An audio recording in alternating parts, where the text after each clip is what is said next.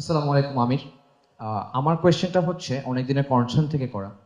After revolution বা 5th আগস্টের পর আমরা আমাদের বাংলাদেশের উপরে কিছু ইনভিজিবল রিস্ক ফিল করতে পারছি, যেটা কোনো না কোনোভাবেই আমরা সেটা ফিল করতে পারছি, অ্যান্ড যেটা আমাদের দেশের সার্বভৌমত্বের উপরে একটা বড় প্রশ্ন তুলে দিচ্ছে।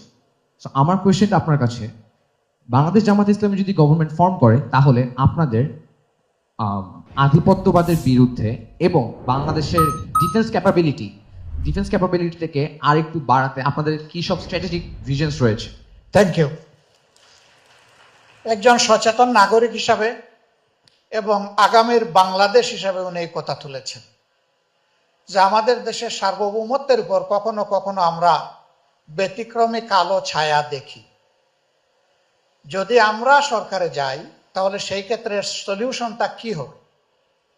আমাদের বক্তব্য এই ক্ষেত্রে একেবারেই স্পষ্ট। আমরা সব দিকে বন্ধু তৈরি করব, কোনো শত্রু তৈরি করব না, নাম্বার 1। নাম্বার 2, বন্ধু হিসাবে, পার্টনার হিসাবে গ্রহণ করব, কিন্তু আমাদের উপরে কাউকে আধিপত্য বিস্তার করার সুযোগ দেব না।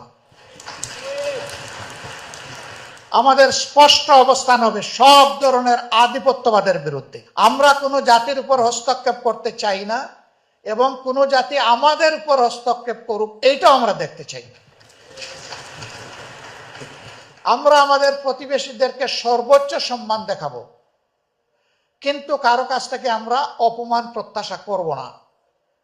যদি কোনো অপমান কোনো জায়গা থেকে আসে তাহলে সঙ্গত পন্থায় তার জবাব দেওয়া হবে ইনশাআল্লাহ। এই ক্ষেত্রে আমরা নীরবতা পালন করব না, because we are A independent country.